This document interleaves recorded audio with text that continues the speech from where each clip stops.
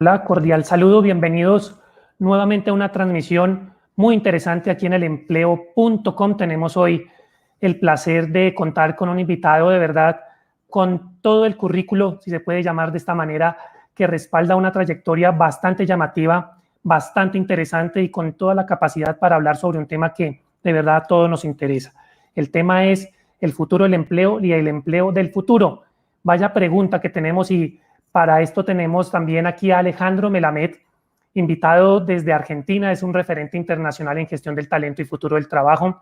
Alejandro cuenta con más de 25 años de experiencia en posiciones ejecutivas en distintas multinacionales. Fue VP de Recursos Humanos para Coca-Cola Latinoamérica. Es conferencista, Alejandro, es orador TED. De hecho, él va a ser uno de los expositores del Customer Experience Summit 2020 que se realizará ya en octubre en unos días. Alejandro Melamed es doctor en Ciencias Económicas de la Universidad de Buenos Aires, es profesor y autor de nada menos de 6 libros, entre ellos títulos como Diseña tu cambio, Empresas más humanas, El futuro del trabajo y El trabajo del futuro. Así que podría continuar, Alejandro, detallando tu experiencia, pero bueno, aprovechemos este tiempo y bienvenido al empleo.com, Alejandro. Javier, muchísimas gracias por la presentación. Es un gusto, un honor para mí poder participar de esta entrevista contigo. Y sabes que tocaste un punto muy interesante referido al empleo y es el currículum. Y hasta hace muy poquito tiempo lo importante era todo lo que habías hecho. Hoy lo importante es lo que podés hacer. Entonces está cambiando el modelo tradicional y ya nos vamos metiendo en el tema, porque hasta hace poco tiempo, si vos venías habiendo estudiado en una buena universidad y habiendo tenido 2 o 3 trabajos pasados, te asegurabas una potencial vacante. Hoy en día eso no es una condición suficiente. Hoy lo que se requiere es demostrar la capacidad que uno puede aprender nuevas cosas y estar a la altura de las circunstancias. Y además, más allá de todo lo técnico que conozcas, es clave los valores que sostengas para poder desarrollar una actividad. Así que está bueno que lo hayas dicho como introducción y vamos a tener estos diálogos y ya lo que estuvimos hablando antes, Javier, me encanta la manera como lo abordás y el enfoque así punzante, directo y que realmente nos entusiasme a todos. No, pues Alejandro, me sonrío porque de una vez empiezas diciendo como de si el currículo fuera algo ya que vaya a quedar obsoleto. ¿Es así el currículo? Entonces, en un futuro, empezamos con el tema, el empleo del futuro, el futuro del empleo. ¿En el Sí. futuro el currículo va a ser ya algo obsoleto? A ver, yo lo que creo es que lo que significa la obsolescencia cada vez está más presente y hay que considerar que la velocidad es la nueva moneda de los negocios. Entendiendo el tema de la velocidad y la obsolescencia, tenemos que entender que, por ejemplo, hoy, un alumno que cursa una carrera universitaria de 5 años, cuando llegó a su 5.º año, lo que estudió en primer año ya está obsoleto. Entonces, ¿de qué me sirve a mí la cantidad de años que trabajé en un lugar? De poco. ¿Qué me sirve? Las experiencias que haya acumulado. Entonces, hoy lo que está hablando es cuáles son tus batallas disputadas, con lo cual, más que el currículum, lo que vale es cuántas batallas disputaste e inclusive, algo que te preguntan en muchas compañías es cuántas veces fracasaste, porque el fracaso es el principal indicador si pudiste reponerte o no. Y ya no es tan importante todos los grandes logros que tuviste, sino fundamentalmente los grandes aprendizajes, que no necesariamente vienen de los logros. Perfecto, Alejandro. Nosotros le damos ya la bienvenida a decenas de usuarios que se están conectando en distintas redes sociales del empleo.com. Estamos haciendo esta transmisión en vivo en Twitter, en LinkedIn, en el YouTube y en Facebook. Envíen las preguntas. Alejandro, de verdad, es un experto en todo lo que tiene que ver con el empleo del futuro. Y quiero contarles algo que hablábamos antes de comenzar la transmisión con Alejandro, y es que Alejandro duró más de 15 años en un empleo que muchos podrían considerar soñado, como VP de Recursos Humanos en Coca-Cola Latinoamérica. Yo le preguntaba, Latinoamérica pues, de Sur. verdad, con curiosidad. Yo tenía mi cargo Latinoamérica Sur, de Perú para abajo. Ok, igual, pues un trabajo que muchos considerarían ideal y decides renunciar. Uno como renuncia a un trabajo que muchas personas en un futuro podrían soñar. Está buenísimo. Y te agradezco la pregunta porque creo que para todos es muy interesante. Hoy en día ya no se habla más de carreras, sino se habla de trayectorias. ¿Cuál es la distinción? Una carrera es alguien corriendo contra otro. La trayectoria es lo que uno se va construyendo. Y cuando uno va trabajando a lo largo de sus diferentes experiencias, va teniendo distintas motivaciones. En ciertos momentos uno aspira a llegar a un lugar. Ahora, algo que se ha corroborado, cuando uno está en ese lugar, dice, bueno, ¿y ahora qué es lo que quiero? En mi caso particular, creo que tuve la posibilidad de trabajar en lo que considero que es una de las mejores empresas del mundo. Lo sigo al día de hoy considerando. Sin embargo, después de haber estado 17 años en esta compañía, parte de lo que me di cuenta es que había logrado todos los objetivos que me había propuesto. Ser la mejor empresa para trabajar, ser la mejor práctica, tener un equipo espectacular. Y lo que quise es conectarme con mis pasiones, conectarme con mis emociones y con una palabra que suele estar ausente en el mundo del trabajo, y es el deseo. Y parte de lo que me di cuenta es qué quería para mi propia trayectoria.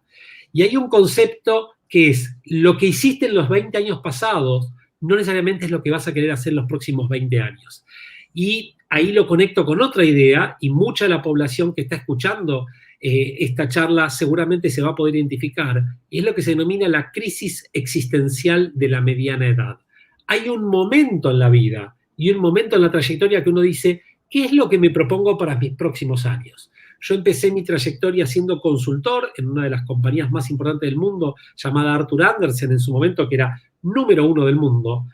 Después de 8 años me puse a trabajar dentro de las compañías y en un momento me di cuenta que lo que quería era contribuir desde otro lugar. Y por eso hoy tengo el enorme placer, ya hace 5 años y medio que lo hago, de estar trabajando con las principales empresas de Latinoamérica en procesos que tienen que ver con el factor humano de la organización y la transformación digital. Perfecto. Alejandro, pensando en el futuro, ¿cuáles puestos o, como tú llamas, trayectorias pueden ser exitosas en el futuro? ¿Cuáles puestos abundarán? Uno que podría pensar, por ejemplo, si tiene hijos que van a empezar a estudiar o quieren estudiar, y aconsejarles, váyanse por estas ramas que aquí es más posible que vayan a encontrar empleo. Está buenísimo. Primer punto. Salió esta semana un reporte del Foro Económico Global donde estiman que en los próximos 10 años van a cambiar 1.000 millones, reitero el número, 1.000 millones de puestos laborales, número 1. Número 2, según otro estudio del Foro Económico Global, el 65% de los niños que están empezando en este momento la escuela primaria van a trabajar de cosas que aún ni siquiera fueron inventadas. Con esto, ¿qué es lo que quiero decir? Lo que quiero decir es que gran parte de lo que vamos a trabajar, la mayoría de nosotros, aún ni siquiera tenemos idea, no entra en nuestra cabeza lo que puede suceder. Vamos a dar un ejemplo actual. Si hace 5 años nos hubieran dicho que alguien iba a ser Instagramer o YouTuber, o iba a trabajar de Community Manager o de Data Scientist, nadie le hubiera creído. ¿Qué significa? Esto va renovándose permanentemente. Si alguien tiene un hijo que quiere estudiar, lo más importante es que estudie lo que le apasione, que estudie aquellas cosas que realmente lo apasionen. Porque además, y me parece que ahí hay un tema que es muy, muy interesante para considerarlo, es que parte de lo que está sucediendo se está poniendo en tela de juicio lo que son los estudios académicos formales tradicionales. Y pensemos lo siguiente, por lo general, las universidades, independientemente del país, independientemente de la carrera, son instituciones del siglo XIX con docentes del siglo XX para alumnos del siglo XXI. Entonces, ¿cuál es el problema? Tenemos 2 siglos de distancia. Hoy en día lo que se está diciendo es, en lugar de concentrar tanto en un pequeño momento de tu vida, es mucho más importante distribuir el aprendizaje a lo largo de tu vida. Es lo que se llama en inglés Long Life Learner, Javier. Entonces ahí lo que te diría es lo siguiente, hay inclusive, está saliendo algo que puede ser revolucionario, y es que Google sacó una especie de mini programa universitario de 6 meses, donde si estudias esos 6 meses lo que ellos te proponen, tenés salida laboral asegurada con propuestas entre 50 y 100 mil dólares al año. ¿Y qué es lo que dicen ellos? No necesitas un título académico, lo que necesitas solamente es aprender eso. ¿Qué quiere decir? Estamos en un cambio total de paradigmas. Mi recomendación concretamente, Javier, es estudien lo que les apasione y traten de considerar esto. Hay una base que es lo que llama ciencia, tecnología, ingeniería y matemática. Es STEM por sus siglas en inglés. A esto hay que agregarle arte, es muy importante porque es la parte que nos ayuda a complementarnos con la tecnología. Y a esto hay que agregarle la empatía, que es la posibilidad de conectarte con el otro. Esto es un combo tremendo. Alejandro, vale, estudiar con pasión, y me parece que es un consejo bastante sabio, pero que lo hemos escuchado, digamos, durante muchos años. Pero en el plano real, quizás hay algunas orientaciones que no van a tener salida en el futuro. ¿Estoy equivocado? En ese sentido, uno podría decirle a alguien, no te vayas por esta rama porque de verdad en 10 años en el empleo del futuro no vas a tener tanta posibilidad. ¿Cuáles serían? A ver, sí, es una muy buena pregunta y ahora vamos a responder. Sé que Rafael Rojas por YouTube hizo una pregunta acá. A ver, yo creo que no es que van a anularse los trabajos, lo que van a anularse son algunas tareas de ciertos trabajos. Ahora, la realidad es que como todos nosotros tendremos que ir estudiando muchas cosas a lo largo de nuestra vida, cualquier profesión que veamos ahora que nos sirva para aprender cosas nuevas está bienvenida. Y tal vez te diría la capacidad clave que tenemos que aprender todos es lo que se denomina aprender a aprender. Como el otro día escuchaba a Alex Rovira, mi gran amigo Alex Rovira, que es un escritor fantástico y un consultor increíble catalán, él decía, en las escuelas y en las universidades nos enseñan a leer y a escribir. Deberían enseñarnos a hablar y a escuchar. ¿Qué significa? Mirá, y acá te doy una idea, Javier, que salió un estudio muy interesante de la Deloitte University. Ellos distinguen entre las capacidades y las habilidades. Las capacidades son aquellas cosas que vos requerís independientemente del momento en el cual estemos. Liderazgo, influencia, comunicación, creatividad, innovación, sueños, todas aquellas capacidades que nos sirven para hacer cosas, influencia, todas las cuestiones que son tradicionalmente llamadas blandas. Y después las habilidades tienen que ver con cuestiones específicas para un momento determinado. Para mí, las universidades tienen que enseñarnos cada vez más capacidades que nos sirvan independientemente del momento y las habilidades tenemos que adquirirlas más rápidamente. Y ahí, si querés, Javier, si me permitís, voy a la pregunta de Rafael, que es interesante. Acá va. Porque nos dice, ¿qué recomendación podemos hacer para manejar la capacidad de trabajo bajo presión? Hablando de empleadores que ponen por encima los resultados sobre el factor humano. A ver, esto es un tema que, mirá, hace más de 10 años, hace casi 14 años, yo saqué mi primer libro que se llama Empresas Depredadoras, donde justamente hablaba Rafael de este tema.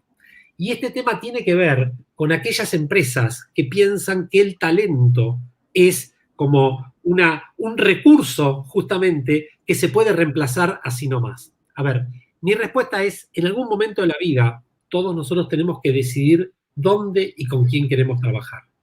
Entonces, desde mi punto de vista, hoy en día en el mundo hay una tensión entre la productividad y el bienestar.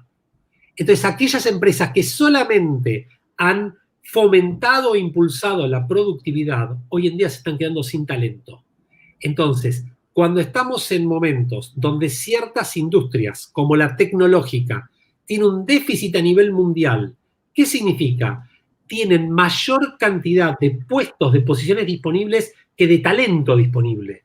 Entonces, si quieren estudiar datos, si quieren estudiar tecnología, ciencias de la computación, todo lo que sea programación, todo lo que sea inteligencia artificial, esto las empresas tienen empleo full.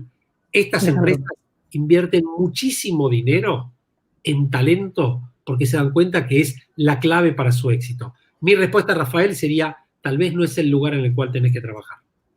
Muy bien, Alejandro, y están invitados todos a hacerle las preguntas a Alejandro y me gustaría coger entre líneas algo que dijiste y es que uno debe trabajar donde quiere, más o menos dijiste esa idea, Alejandro, pero yo no sé si sea un poco realista o pesimista, porque uno ve el desempleo campante, la pandemia según la OIT, pues ya hizo perder 30 millones de puestos en Latinoamérica y creer que uno puede trabajar donde quiere y donde sueña, pues a veces suena muy utópico. Yo no sé si debamos esperar en este empleo del futuro, que es nuestra temática central, menos oportunidades, trabajar donde sea y qué habilidades necesitamos tener para poder ganarnos un puesto de trabajo. Está bárbaro, Javier, y está muy bien que lo plantees y es muy transparente. Primero, a nivel mundial se están perdiendo 400 millones de puestos de trabajo, y es correcta la cifra que decís en Latinoamérica. Yo creo que va a ser creciente eso. Ahora, ¿qué es lo que sucede? Y fíjate lo trastocado que está todo. Las personas que tienen los mejores trabajos tienen a su vez más posibilidades. Los que no tienen trabajo tienen menos posibilidades. Entonces, hoy en día se está como abriendo el mercado laboral en los que tienen, es como la riqueza, los que tienen mucha plata tienen cada vez más dinero, los que tienen menos plata tienen cada vez menos.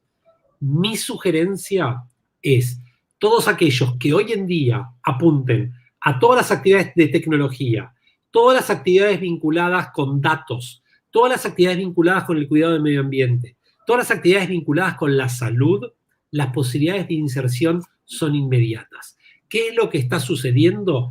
Hay una disminución acelerada de puestos vinculados con muchas actividades transaccionales. Y esto tiene que ver con cuáles van a ser las tendencias, si me preguntabas al principio, respecto al futuro del trabajo. ¿Qué es lo que está sucediendo? Todo lo que se veía que iba a pasar dentro de 10 años se aceleró y está pasando en algunas semanas. Entonces, toda esta aceleración lo que hizo fue mostrarnos lo que va a ser el futuro. Y en el futuro, el monto neto, y había una duda que me la comentabas previamente, es, ¿va a haber más o menos trabajo en el futuro? ¿Van a desaparecer o van a aparecer? El tema es, aparecen muchos puestos y desaparecen muchos puestos. En el neto, como en cada revolución industrial, la estimación es que va a haber mayor capacidad de ocupación. Sin embargo, hay mucha gente que si no produce dos procesos. Uno se llama upskilling y otro se llama reskilling en inglés. Esto es mejorar tus capacidades o cambiar tus capacidades. ¿Qué significa? Vamos a poner un ejemplo concreto. Trabajé durante 20 años en un supermercado de cajero. Bueno, a lo mejor ese supermercado decidió poner un sistema de lectores que la persona directamente pasa, o trabajé de peajista, es decir, en un peaje cobrando peajes. Y eso se hizo se automatizó. Bueno, tengo la capacidad de aprender nuevas cosas. Hoy en día la tecnología nos brinda la posibilidad de que cualquiera puede aprender desde cualquier lugar del mundo con su teléfono celular. Entonces, parte de lo que tenemos que hacer es estar dispuestos a aprender. Esto se llama mentalidad de crecimiento, en inglés growth mindset, y es cómo hacemos para pensar distinto. Alejandro, nos llega una pregunta de Sandra Piñeros. Ella habla sobre la edad. Ella dice que tener 46 años en Colombia es una edad avanzada para aplicar a una convocatoria y quiere saber cómo romper este paradigma. Y yo complemento con algo. Este paradigma o esto de la edad se va a hacer más notorio en el futuro, es decir, los que tengamos más de 40 años, 50 años, vamos a estar más relegados del mercado laboral. Está buenísima, y te agradezco, y es un muy buen punto. A ver, hoy en día hay una tendencia muy importante hacia la diversidad. Ahora, la primera diversidad que se atendió es la diversidad de género, hombres y mujeres. La segunda tuvo que ver con diversidad en orientación sexual. Después tuvo que ver con orientación religiosa, con discapacidades, etcétera, etcétera. Una de las distinciones y una de las diferencias que se está tratando de capitalizar es la diferencia etaria. ¿Por qué? Y vamos al caso de Sandra. Sandra, por la edad que tiene, seguramente pasó por más de una crisis. Seguramente tuvo muchas oportunidades de aprender nuevas cosas. Entonces, las mejores compañías del mundo lo que están diciendo es: contrato a la mejor persona, al mejor talento, más allá de su edad, más allá de su género, de su orientación sexual, orientación religiosa, o si tiene una discapacidad física o no la tiene. Entonces, en el futuro, no solo que no va a estar presente, sino que hay algo que es muy interesante, y es lo siguiente: la expectativa de vida está creciendo permanentemente. Muy posiblemente la mayoría de las personas que está escuchando esta conversación va a vivir 100 años, 110 años. Esa sería la buena noticia. Tal vez 120 años. No sé si tanto. ¿Cuál es la mala noticia? Van a tener que trabajar hasta los 95 por lo menos, porque los sistemas de jubilación y pensión difícilmente pueden compensar esto. Entonces, parte de lo que va a suceder es que alguien de 46 años, dentro de muy poco, va a ser muy joven para el mercado laboral, porque le van a quedar 40 años de trabajo todavía. Este es el cambio, así que, Sandra, lo mejor está por venir. Alejandro, puntualmente, en el futuro va a ser mucho más difícil pensionarnos. Eso va a ser algo que se va a desaparecer, de verdad. Es decir, hoy los jóvenes dicen, yo nunca me voy a pensionar. Uno lo siente en las calles. A ver, mis amigos de las AFPs me van a querer matar con esto que diga, pero yo creo que hay que rediseñar los sistemas de jubilación y pensión a nivel mundial. ¿Por qué?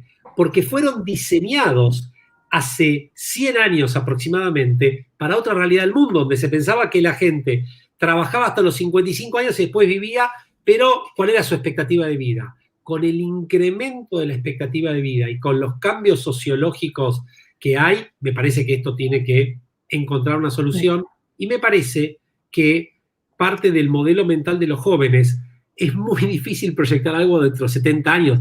¿Quién puede decir qué va a pasar? No sé, si vamos a tener monedas, si no vamos a tener monedas, no sé, el ahorro que va a pasar. Yo creo que es una ilusión hablar de eso.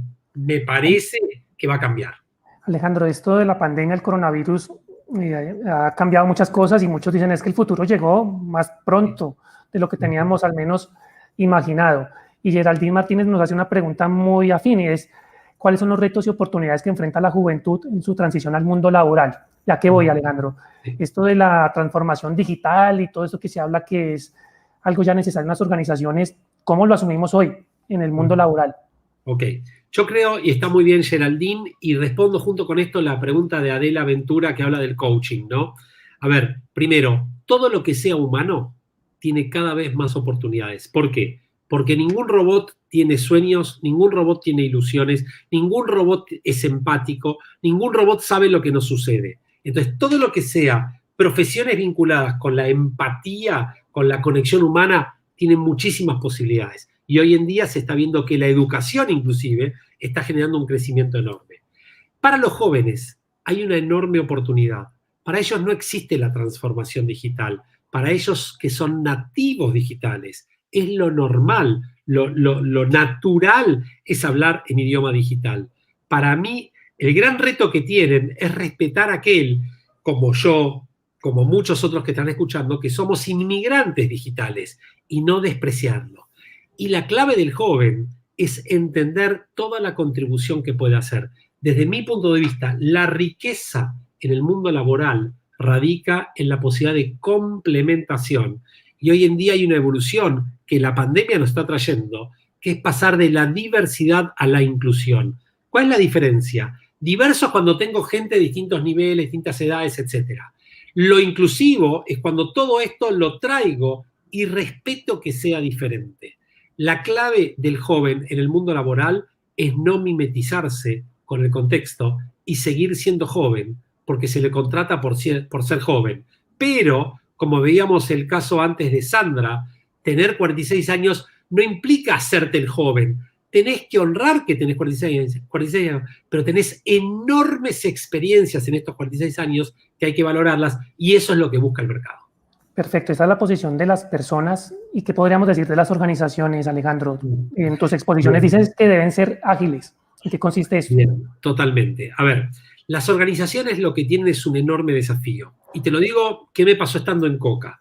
Cuando estábamos en Coca siempre decíamos lo siguiente, la empresa grande se devora al chiquitito. Hoy en día vemos que el ágil se devora al elefante.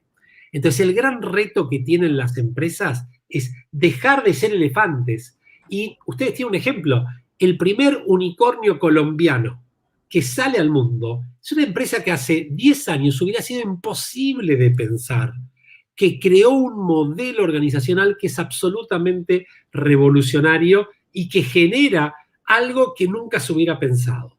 ¿Qué quiero decir con esto? Que la agilidad es la capacidad de responder con velocidad y con dirección a los requerimientos de tu cliente. Entonces, el ágil es el que todo el tiempo está pensando cómo moverse en función de las necesidades.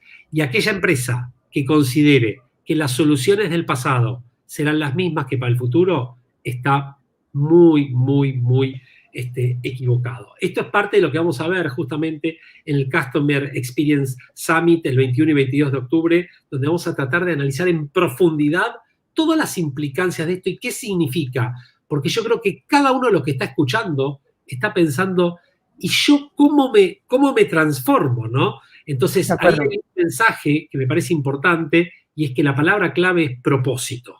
Entendé para qué estás en el mundo.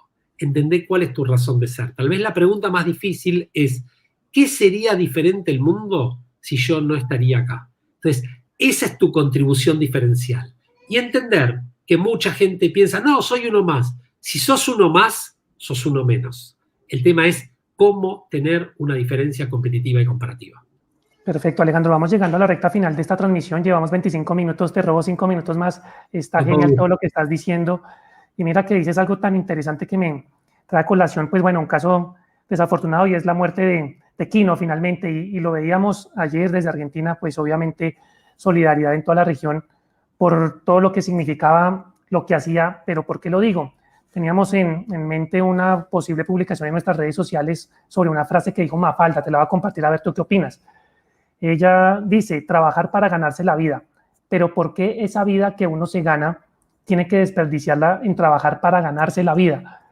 Es decir, es tan complejo en este mundo laboral el trabajo. ¿Somos positivos o cómo ves tú el futuro para ir cerrando ya esta conversación, Alejandro? Está buenísimo y obviamente todos mis respetos por Quino, que fue de los mejores embajadores argentinos en el mundo y quien nos ayudó a todos a crecer un poquito, ¿no? Y es un disruptivo. Yo creo que él lo que hacía era poner el dedo en la llaga.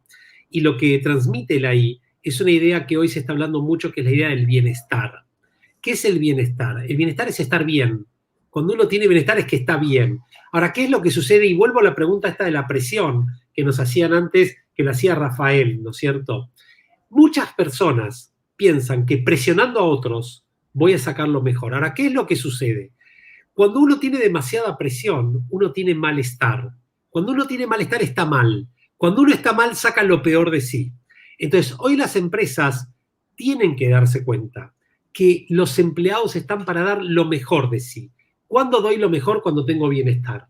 Entonces, creo que hay que comprender que los modelos tradicionales de jugador de ajedrez, que yo muevo a la gente como si fuera una pieza, no va más. Una imagen que quisiera compartirles, que me parece que es lo que puede graficar, las empresas tienen que trabajar como jardineros. El jardinero lo que hace es riega la plantita, le da el oxígeno que necesita, le da las condiciones y sobre todo le da la posibilidad de que crezca y se desarrolle.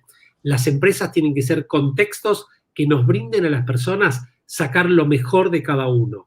Y lo mejor de cada uno es una contribución enorme.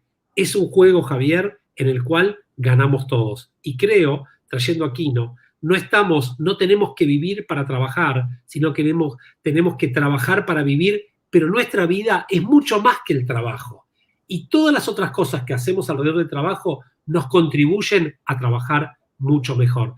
Mira, hay un estudio muy interesante, que esto te lo comparto, cuando uno trata de analizar qué hace una persona en un trabajo hoy, en una oficina, la mayoría está o haciendo Excels, planillas Excels, o respondiendo mails, o haciendo presentaciones con PowerPoint o en reuniones. Y vos decís, ¿y por qué no pagan el salario? Y el salario se lo pagan a cualquier trabajador para generar las mejores ideas. Luego decís, ¿y cuándo generás las mejores ideas si no estás haciendo un Excel? Bueno, la genero en el extra horario. Y esto es la presión. Entonces, lo que hay que hacer es entender que las personas tienen que brindar lo mejor. Las mejores compañías del mundo, ¿sabés lo que hacen? Hay un 10% del tiempo que puedes hacer lo que quieras. Dices, ¿cómo hacer lo que quieras? Y sí, porque cuando haces lo que quieras, ahí te generan las mejores ideas. Y las mejores ideas son las que más contribuyen a las empresas y más contribuyen para que las personas puedan tener una trayectoria sobresaliente. Vale, Alejandro. Pregunta final. Tú hablas sobre capacitación e innovación como algunos consejos para que las personas tengan un buen camino en este futuro laboral que comenzamos. ¿Puedes ahondar un poquito en esos dos términos y algunos consejos finales para terminar esta conversación, Alejandro? Sí, yo te diría, voy a ir un paso atrás de todo esto, que va a ser no el consejo, sino la reflexión que quiero invitarlos. ¿Cuándo uno aprende? ¿Cuándo uno innova? Cuando tiene curiosidad. La curiosidad es las ganas de hacer cosas. Entonces voy un paso atrás y es que todos puedan conectarse con el deseo. Y traten de pensar en algo. Traten de hacerse una imagen el mejor día que trabajaron en su vida. O en los últimos 2 años o el último año. traten de pensar qué pasaba en ese día, con quién estaban, en qué lugar, en qué horario, qué condiciones se daban. Cuando uno piensa esto, dice, lo pude hacer. Entonces la respuesta está en cada uno y no está afuera. Entonces, una idea que les propongo es, termina esta charla y nada va a cambiar. Ustedes van a salir y van a dar 2 pasos y van a encontrar todo lo mismo. Entonces, la frase que les sugiero es, nada ha cambiado, solo yo he cambiado, por lo tanto todo ha cambiado. Reitero, nada ha cambiado en el afuera, solo yo he cambiado, por lo tanto todo ha cambiado. Lo importante no es lo que pasa, sino lo que hago con lo que pasa. Y lo que hago con lo que pasa es el posicionamiento que tengo yo respecto a la situación. Lo último que quisiera decirte, me parece importante, mucha gente puede decir, ahora estoy desempleado o estoy desocupado. Y mucha gente, a lo mejor, Javier, está escuchando esta conversación por eso. La recomendación más grande que les digo es, ninguno está desocupado ni desempleado. Aquel que en este momento no tiene un empleo, lo que tiene es la ocupación de buscar trabajo, con lo cual todos tienen que estar ocupados y todos tienen que estar empleados. Así es, Alejandro. Oye, muchísimas gracias, muchísima suerte para tu exposición. Cuéntanos un poquito rápidamente cuándo es. Esto es 21 y 22 de octubre. Son realmente una serie de conferencias, de charlas y de talleres que tendremos que serán súper emocionantes, así que ojalá todos puedan estar participando. Es la experiencia más interesante de lo que es experiencia del cliente que podamos tener en Sudamérica. Así que más que bienvenido y muy gustoso de participar. Pues nada, Alejandro, muchísimas gracias. Nosotros les recordamos a todos los usuarios y personas que estuvieron con nosotros hoy que pueden ingresar a nuestro portal, a buscar empleo, por supuesto, pero también a recibir información muy interesante como esta. Pueden ir a la sección de noticias o directamente escribir noticias.elempleo.com. Así que por esta ocasión nos despedimos. Alejandro, nuevamente muchas gracias y hasta una próxima oportunidad. Que estén muy bien. Gracias, Javier, a ti por la oportunidad. Un gustazo. Chao. Chao.